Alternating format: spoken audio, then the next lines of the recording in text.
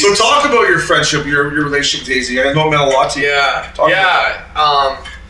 Yeah, like I said, when we first looked into Missin Curfew, I thought it was going to be Lupo. I had no idea, and I didn't really connect the relationship that you guys had. Obviously, being a smart hockey guy, Florida to Florida with Uppy, but yeah, it was because I got brought in by you. Just talked to you two guys for a couple months, and then eventually you guys introduced me to this person, that person. And I got put in a group chat with Jimmy, and like I didn't know any of the. I could just see the numbers, and I could assume by the way he was talking that it was Jimmy. And then I got a text out of the blue, just like a couple minutes later, of him just introducing himself and being like, "So you're this Printzy guy?" And I'm like, "Yeah, that's." He's like, "Oh man, I fucking love your stuff, man. This is great. You make me look so good." So, because that was one of my things with you guys go back to him being on Zoom, and sometimes it's hard to jump in when you're on Zoom. So totally. It's easy for you guys. I even say that to Uppy, like when we're out of the studio. It's so hard to flow and like, yeah, I agree with that. And that's why, like, for me, just sitting there floating you guys' stats is okay, but it was probably hard to get Broadway in there. And I actually did try my absolute hardest to make sure that he was always included in the clips and the videos, and making sure that I have, like, if I've got an Opie story and an Uppy story, I need to get a Jimmy story in there. And my wife can attest to this. I was always like sitting on the couch editing, and I got my headphones in, and I just start laughing. And she's like, "What are you laughing at?" And it wasn't even a story. His facial expressions were so funny, like his reactions to things, and when you could tell when he didn't like something, when he thought something was really funny. The best one being when Tyson Barrie said the Oilers play Slipknot in the dressing room. He was just like, "What?" He was blown away. That's my favorite clip of He couldn't believe it. Yeah, he couldn't believe it. I loved it. He's like, "No hip hop? Yeah. You kidding me? You're playing hip hop? I'm sad. I'm playing. Yeah. I'm in love with the coke. I'm in love with the coke." That was a win song for him. Oh yeah. I'm in love with the coke. He just be up like, woo, woo. But that's exactly what I was planning on doing like a series of that called Jimmyisms, where it was just like quick shots of his reactions and stuff. Yeah. It obviously didn't fall through, but we would always get put in the bullpen in Zoom. So when you guys were waiting, it would just be me and him. And I remember the first time was like super awkward. I was just like, "Hey man, hey, what's going on?" And then I think he probably clicked in his head. And the next time I got in there, he was like, "Printzy, baby, what's up?" And I was like, "You watching hockey last night?" And just started chatting me up. And we eventually, because I think we're the same age. He's a year older than me, so we're in the same age category. He's got 2 little boys, and I have 2 little boys. They're literally the exact same age. You guys know that his son Mac and my son Miles were born just days apart. He was one of the first people to text me, and he was texting me before the hospital, before I had to leave the live stream at Balboa. Yeah. I just gave away the Instagram password on there. Because I was like, I knew it was going to happen too, because we had talked about the meeting, and I was like, my wife's going to fucking go to labor, I know it. And she went right into labor, and she told me she was holding it. She's like, "I bet you we got to do the live stream." And I was like, no. So I called Max. She was holding it? She was holding it. What a team player. Thank you. Yeah, Holy jumping, thank you. You don't need to hold those. Yeah, well, She was we'll holding find a it way. to try to get me through the live stream. That's a good girl you got. I called Maxie, and I was just freaked. I was like, "I can't do this, man. I can't be on the live show. I'm so sorry, guys." And then I didn't get to see the footage till after the show, so I'm watching the footage of when A-Hall's like, "What's the password to our Instagram account?" Uppy like hops up and is like, "Oh man." I saw that, I was like, "Oh no." What do you think they would have done? Oh, someone would have went on there and put some, I don't know.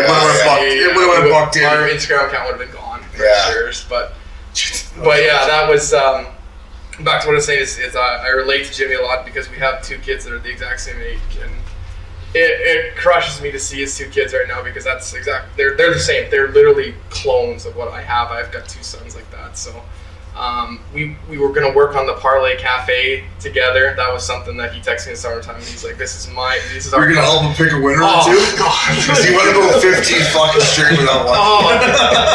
Guy, like. And I guess I would keep texting him each day and be like, keep embracing. "Oh yeah, don't worry." Mm-hmm. Like he wouldn't let it get to him, which is eventually he was like, "You know what? I'm on such a losing streak that the fans are actually enjoying." Yeah, that's what I said. It's like the reverse Yeah. Goldberg and WWE. Like he's just losing everything. And I had made that video of him with his head over Johnny Drum at the Canyon going victory. Yeah. I made that like 10 weeks before he won. Like I thought he was gonna win, so I made it and I sat on it for the whole time. Finally posted it after like 10 weeks. So. Yeah, that was a cold streak from I haven't seen one like that. Yeah.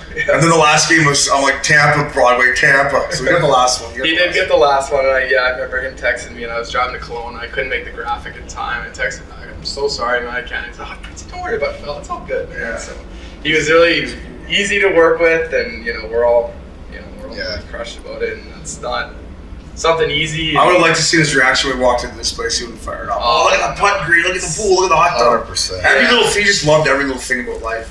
Yeah, I got one for you too up there. That would be like Jimmy stuff, and I look at it, and that's what he just every little thing that he did. He liked everything. Yeah, He just had so much good energy about him. He did, and it's been.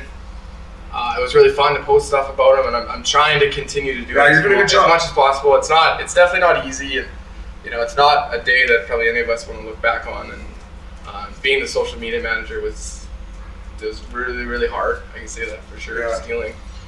A lot of good people reached out, and at the time, a lot of NHL players and a lot of NHL media reached out and said, "We know that this is not Shane and Scottie behind the accounts right now. We know that this is a real human being, and you're going to have a very tough time for the next week or whatever." And I thought that Missin Curfew might have been done for sure. Like, because we all got through it. I gave you guys your space. We kind of let it go, and I thought Missin Curfew was done. And then there was one. So did me not be for. Yeah, and I woke up one morning, and to be perfectly honest, I was done. I was like, I don't know if I can do this. And I told my wife, I think I'm done. And then this is, again, you guys are probably gonna love my wife when you get to meet her, but she kind of smacked me around and said, no, you're not done. She said, the fellas, they need you right now. They need to go do their own thing, but they need you to stand there.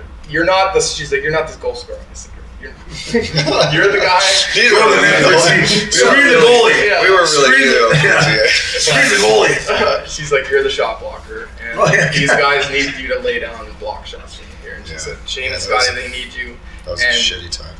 Right now, she said, Kristen needs you, and Kevin needs you, and all these guys in the NHL, they need you to be there for them, to post this stuff out there, to see it. So that was what kind of got me over that whole thing, and eventually, it kind of passed over, and I got contacted by Kristen right away, and thank you so much for getting her through this. And we released his episode on my birthday, which is really cool. And I'm glad that I got to interact with him. Sad I didn't get to meet him, but I'm very happy that I got to interact with him. Yeah, he was one of the best. 100%, Printzy.